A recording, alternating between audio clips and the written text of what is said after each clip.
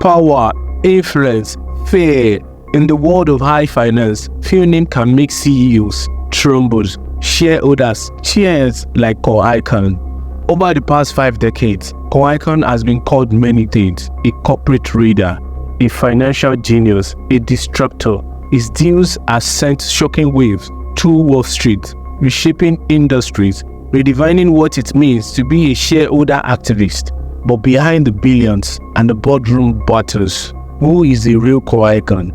Is he a champion of shareholders' rights or a symbol of corporate greed?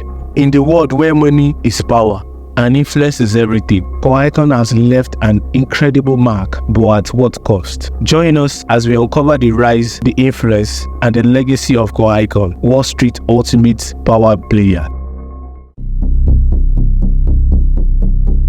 Corporate America has always been a battlefield, and few has always been played the game as ruthlessly or as successfully as Carl Icahn. The real money that I made over the years is holding companies for 7, 8, 9 years and keeping them. I mean, that's the real secret. You buy things. It sounds very simple, but it's very hard to do. When everybody hates it, you buy them, and then when everybody wants them, you sell it to them. And that's what we do. And we go in and we clean up a company. For over 40 years, Icahn has made billions by taking on the biggest companies in the world. Target Icahn went after was Tappan Stove. That same year, 1979, he bought his first small company, Bayswater Realty. Next came a series of lawsuits and raids on some big names, like Marshall Field, Hammermill Paper, Dan River, and American Can. In 1984, he bought his second company, ACF, a Fortune 500 railroad car manufacturing and leasing firm. After that, more takeover battles for Phillips Petroleum, Uniroyal, and TWA. In September of '85, he signed his third merger agreement with TWA. Tearing them apart from inside out. But is he a savior for shareholders or a destroyer of a company? Some call him the last of the great corporate readers. Others call him financial genius. But the real question is, what does Carl Icahn really want? Carl Icahn's journey to become one of the most feared names on Wall Street began far from the boardroom of corporate America. Raised in Queens, New York, Icahn's path to the top wasn't paved with privilege, but after graduating from Princeton and dropped out of medical school, I thought he was crazy. I said, well, what do you know about undervalued companies? He says, look, I'm going to do it. I said, Carl, forget it. I think you're taking too many risks. And Carl said, in risk there is reward, and I'm going to do it. He found his way to Wall Street in the 1960s, and in 1968, Icahn started his own brokerage firm, Icahn & Co., specializing in risk arbitrage. But it wasn't until the 1980s that Icahn's true power would emerge as one of the most aggressive and successful corporate readers in history. TWA is Icahn's biggest coup. It's the largest international airline serving the North Atlantic, and taking it over helps Icahn change his image from being primarily a speculator in companies to someone who actually buys them. In 1985, Carl Icahn cemented his reputation with a move that shocked corporate America. He launched a hostile takeover of Trans World Airline, TWA, a struggling airline with a rich history but financial problem that makes it vulnerable. Icahn acquired TWA for $469 million. But what happened next will be the stuff of legend and a controversy. Icahn systematically sold off TWA assets, making billions in the process, while the company itself spiraled into bankruptcy. Critics accuse Icahn of gutting the airline for personal profit. He argues that he was saving the failing company, but the real truth, it was Icahn's playbook for corporate takeover, and one of that would define his career.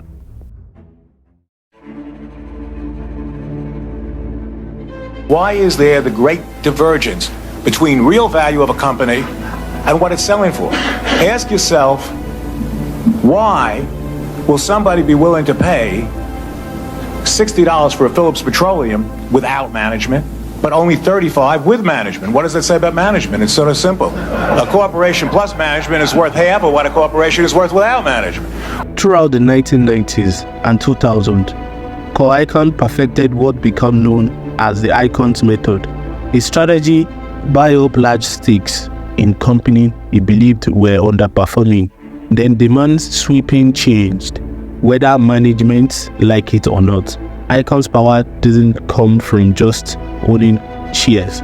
It comes from his ability to rally other investors, create fear in boardrooms, and force companies to bend to his will. But for Icahn, it wasn't just about the money. It was about the influence, the control, the thrill of the game. Fighting for its life. Bill Ackman recently raised questions about the company's accounting practices, and the stock quickly lost more than 30% of its value. In 2013, Carl Icahn found himself at the center of one of the most dramatic Wall Street battles in modern history. And I'm telling you, he's like the crybaby in the schoolyard. You know, I went to a tough school in Queens, and they used to beat up the little Jewish boys, and he was like one of these little Jewish boys crying that the world was taking advantage of him. His opponent, Bill Ackman, a fellow billionaire investor who had publicly shorted Herbalife, a nutrition company, called it a pyramid scheme. First of all, what are you accusing Herbalife of? Of being a pyramid scheme. We believe Herbalife is a pyramid scheme. Explain, what do you mean by that? Well, Herbalife sells products, weight loss products, nutritional supplements, vitamins, things like that. But what they really sell, and what their distributors make money from, is by selling a business, what they call a business opportunity. And the business opportunity is to sell the business opportunity to your friends, who in turn sell the business opportunity to their friends. And Ackman bet $1 billion that Herbalife will collapse. Icahn never won to back down from a fight. Took the opposite side. He bought into Herbalife, calling Ackman bets misguided, and the two waged a very public war. I was concerned about dealing with Carl Icahn because Carl Icahn, unfortunately, does not have a good reputation for being a handshake guy. Ackman is a liar, okay? To begin with, I've lived my life from 1960s to 70s by handshake. Become personal. Icahn accused Ackman of being reckless, while Ackman called Icahn unethical. But as the dust settled, it was Icahn who had the last laugh. After years of fighting, Ackman walked away with a bruised reputation, while Icahn walked away with billions. At 88 years old, Carl Icahn remained as sharp as ruthless as ever, with an estimated net worth of over $20 billion. Icahn continued to shape the corporate landscape, taking on companies like Apple, Dell, Occidental Petroleum. But in the world where corporate trading has become relic of the past, Icahn stands as one of the last titans of bygone era. Some see him as hero for shareholders, unlocking value in underperforming companies. Others view him as a relic of a time when corporate greed regained supreme. Carl Icahn's legacy is one of contradiction. He's a man who made billions by breaking companies apart, but he's also a man who claims to stand for the rights of everyday shareholders. He's ruthless in his pursuit of power, but behind the scene, many of the companies he has taken over are stronger than ever. But perhaps what makes Carl Icahn truly unique is his ability to inspire both fear and respect. He doesn't just want to win, he wants to reshape the world of business in his image.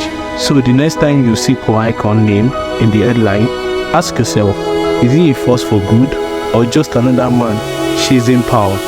Love him or hate him, Carl Icahn's impact on the world of business is undeniable. But what do you think? Is it the corporate world ultimate power player, or is regain of influence coming to an end? One thing for sure, Icahn isn't done yet, and neither is the impact of his ruthlessness rise on the world of corporate America. Thank you very much for watching the video from the beginning to the end. I really do appreciate it. Let me know in the comment section, do you really think Icahn's legacy will be remembered as force for good or as a symbol of corporate greed? Whatever you think about him, good or bad, I want you to comment it down in the comment section. Then we'll continue the conversation. Then if you are new to my channel, don't forget to subscribe for in-depth dive into financial high-stake investors, traders, day traders, anyone in the financial industry. We are going to cover them. Or if you have anybody you want me to cover, drop the person in the comment down below. I'm going to make a documentary about the person for you. Yes, for you. This video takes a long process to do, and I really appreciate you coming back to watch this video. And you are new in my channel, don't forget to subscribe, hit the notification bell so that whenever I release new video, you'll be the first person to watch it. Thank you very much for your support.